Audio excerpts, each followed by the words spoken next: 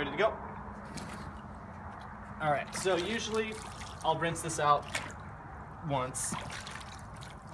Chlorine, we're gonna go to the CL mark on that small tube, and to get to it, usually I just tap until you get to the line at basically the other matching line, CL, chlorine. We're gonna ignore that BR, that's for bromine, that's a different chemical. We're gonna compare with a color, this left one called chlorine, CL. So if you look on the yellow drop, it'll say use 5 drops. The OTO is the chemical there. It'll tell us how much chlorine is active in the water. So we do 5 drops vertically like this. 1, 2, 3, 4, 5. We got a good amount of chlorine. It's pretty yellow. Could probably decrease it even. So what I'll typically do is I'll just cap it really tight with my thumb, invert it, probably twice is fine. And then usually it's either faintly yellow to some degree, but you get a white background like the card behind it, and you compare how yellow this tube is versus this yellow. So ideally we're about 2 to 4 part per million, so we're somewhere around here ideally. If you're down like it's, very faint to non-existent, 0 is bad. You don't want 0 where it's totally clear. But right now this is like 6 or 7. We're over generating chlorine in this pool, which is common in saltwater pools. So what I'd recommend right now, based on how it's being used, I would probably decrease. We could probably go to like 50% on that output of what the IntelliChlor is doing. And if it's too low, then we go to 60% or just play with it. It's adjustable. So we're good on chlorine. That's why this pool looks so crystal clear. Chlorinated pools look the clearest. When it starts looking murky, cloudy, milky, that's when you notice, okay, I can visually tell we need chlorine. So salt pools don't have that problem because of their constant chlorine generation. So I just rinsed that out a few times. You can throw it back in the pool. The next one, which is pretty common, is pH. We're gonna go to this big tube top line. We'll just tap it till we get right there, pH. 5 drops of the red. I think they also want, if you have too much chlorine, I think that it skews the test. So they sit on the little white card. It'll tell you to do 1 drop of the green. It'll say chlorine neutralizer. If your chlorine's super high, it can skew the test. So in this case, it actually might be relevant. So I kind of swirl it to mix it like that. The other option is I left it over there, but you can get the red. There's a little red cap, and you can just cap it, but it takes longer for when I do that. So 5 drops, phenol red, it'll tell you your pH.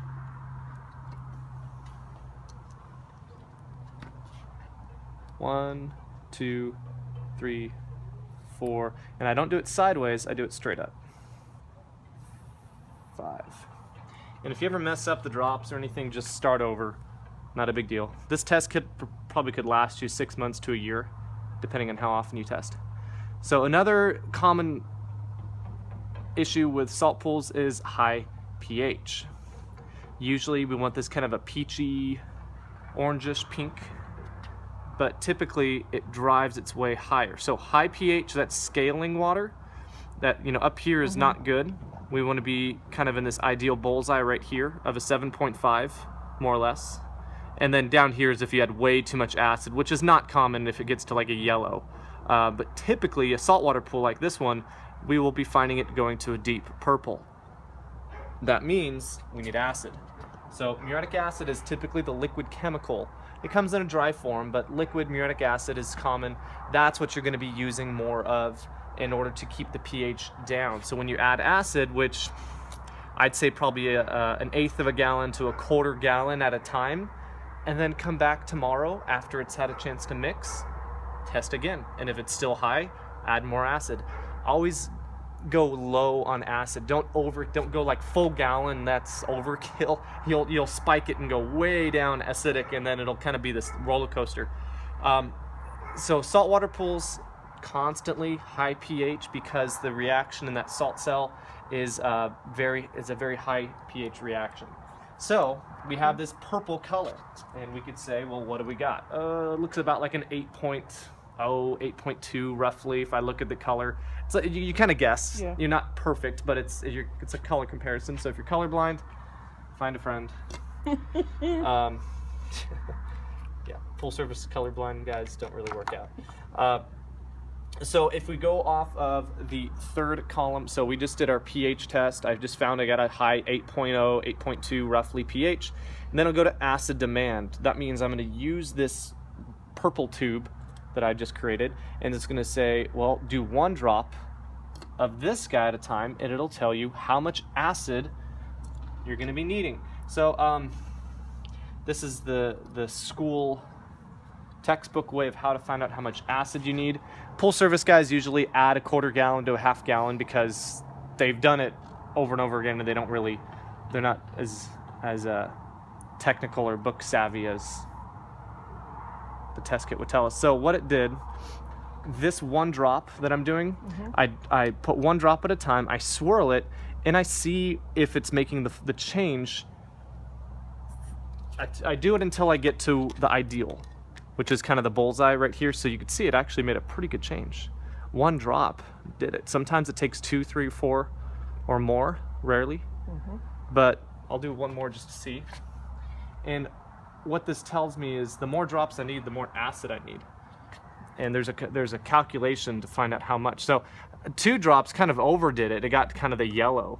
So that's telling me 1 drop was sufficient. 1 drop was sufficient to get to where I need it. So that's like a 6.8. So 1 drop is what I'll use in my acid demand test.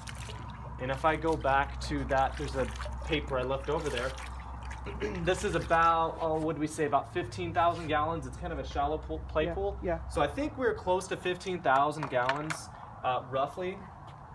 And if we look at that acid demand chart, the back of that chart, we're going to go down the second chart here. It'll say acid demand chart, liquid acid pH decreaser requirement. We need to decrease this pH of the pool. It'll say 15. We're just going to go to 15,000 gallons right there. And you're going to say, how many drops of that white capped chemical did we use? And we calculated 1. So I go down here, we need a 1.5 cups. Like I said, pool service guys, we usually think in terms of gallons. We simplify. We're not out here with a Pyrex cup measuring. The homeowners, they can be more exact and kind of feel like they want to get it under their wing. But usually the best way is you add acid. And, I'm not sure if we have a sample or a gallon of acid. But typically what I'll do is I'll find it in like a deep end spot, which is kind of this area. I don't do it inside the skimmer or anything or on a step. Steps are no-nos. You'll burn the step. So I'll just broadcast it kind of like this. And if I need to do a lot, I'll kind of spread it to another section of the pool. And I make sure the pump's running. And I wait about 30 minutes to an hour until after. You know, if you're adding tons of chemicals, which this pool's not going to be needing that. This pool's pretty pristine. You would just be needing acid on a more common basis. My guess is do an 1/8 of a gallon of acid at a time, and tomorrow test it. And then if it looks really good, you know you did a good job. And I would test it probably once to twice a week. And that's kind of as far as pH.